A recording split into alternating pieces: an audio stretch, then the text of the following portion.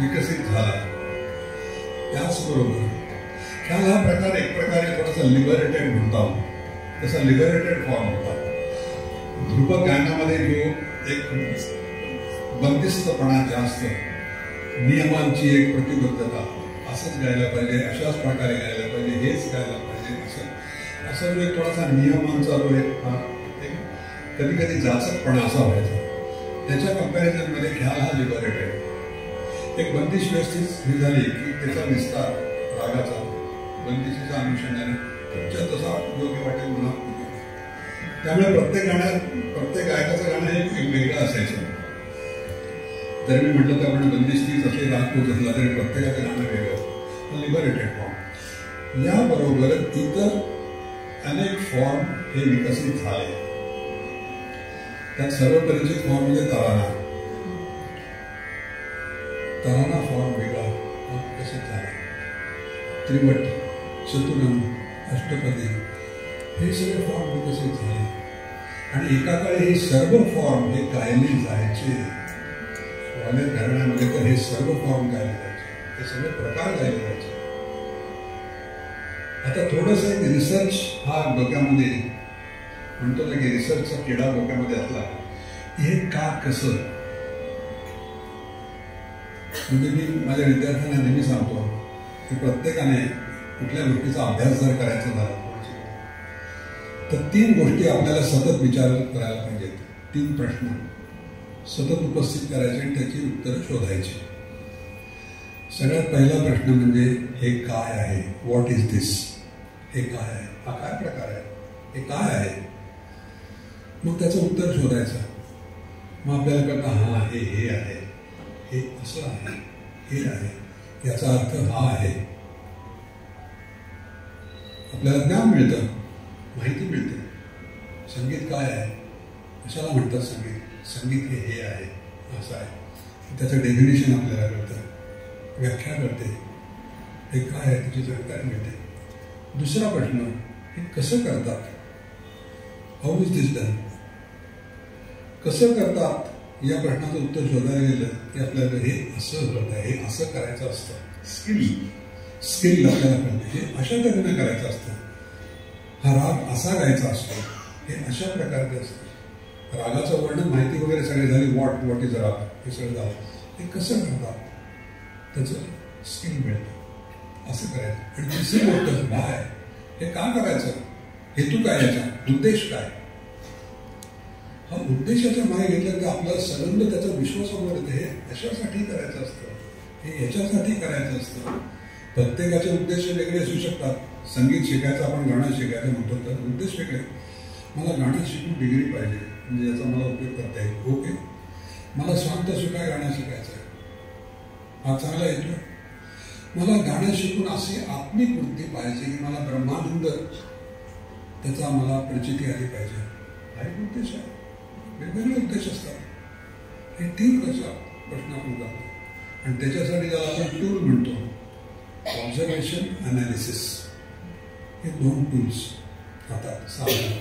Observation, कुठे काय चालतंय, कसं चालतंय, कोण गातोय, कसा गातोय, काय करतोय, ऑब्झर्वेशन करा.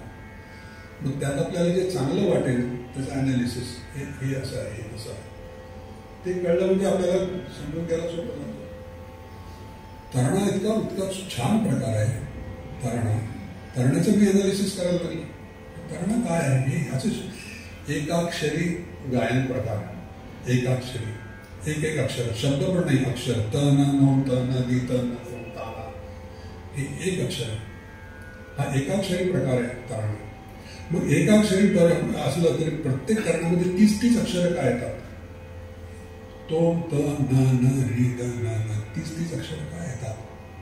ढोम टोम फोम घोम टांग टूम ही अक्षरं का नाही, हे पण एक अक्षर येतात. ढीम टांग टूम चॅम ही का नाही. हे तोम टोम टोम टोम हीच अक्षर, सगळ्या तरांमध्ये अक्षर हीच. मग त्याचा अभ्यास करताना समजलं की ही अक्षरं म्हणजे मूळ स्वरूप ओम अनंत हरी नारायण. सामगान, सामवेद, सामकालीन याच्यामध्ये कुठल्याही सांगीतिक क्रियेची सुरुवात ईश्वराच्या स्मरणाने करायची.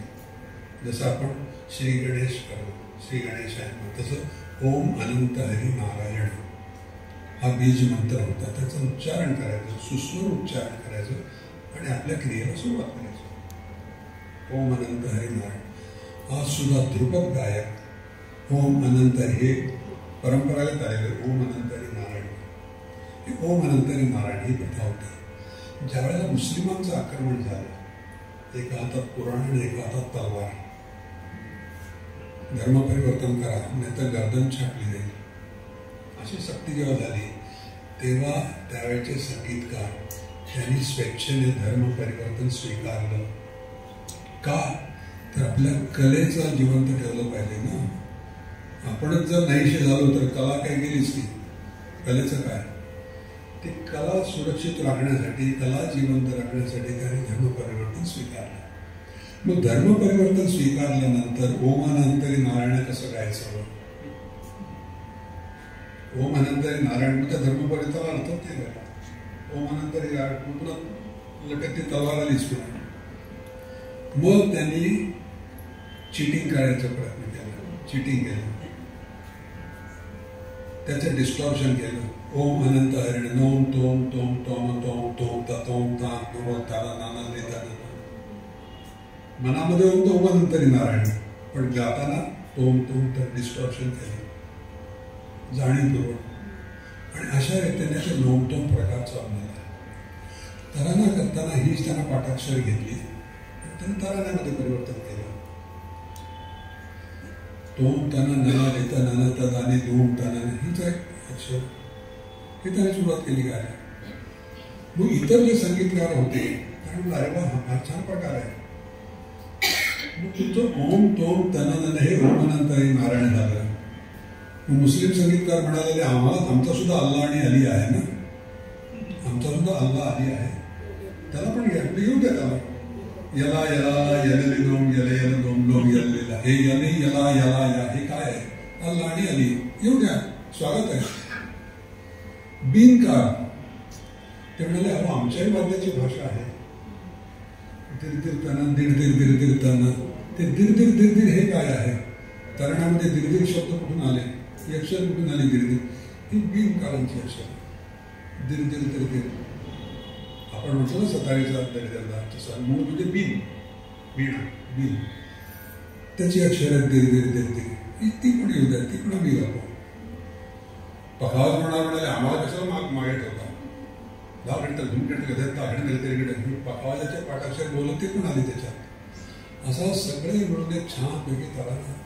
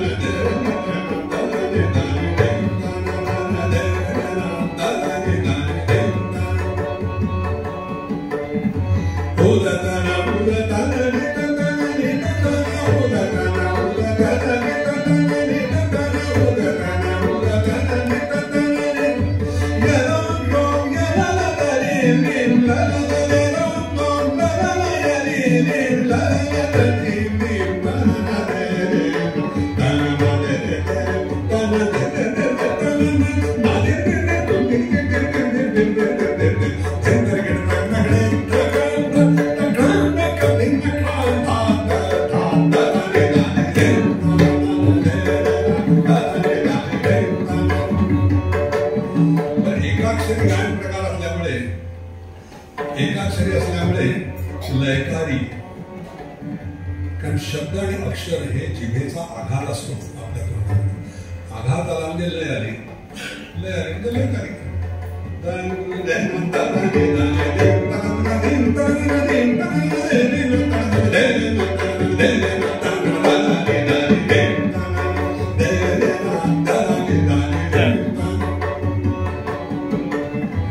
याबरोबर आणखी एक प्रकार म्हणजे त्रिवट. गायला जात नाही, पण मी जाणीवपूर्वक गातो. असे प्रकार सुद्धा लोकांच्या समोर यायला पाहिजे. इतकी छान छान आपल्या संगीतामध्ये आपली इतकी छान छान रत्न आहेत, या सगळ्या बंदिशांचे रत्न आहेत, खजिना आहे. तो खजिना सुद्धा आपल्या दाखवला गेला पाहिजे.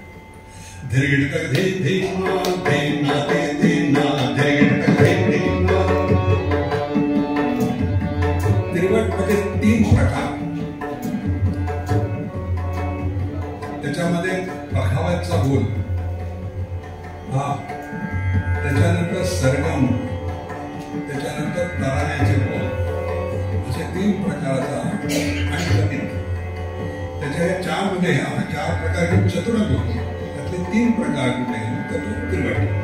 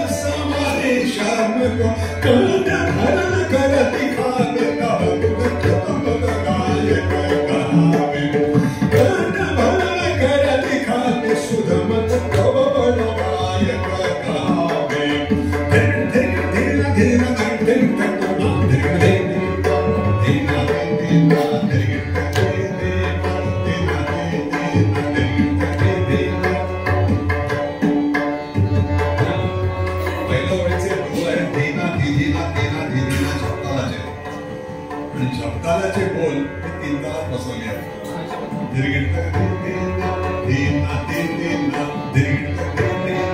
धीर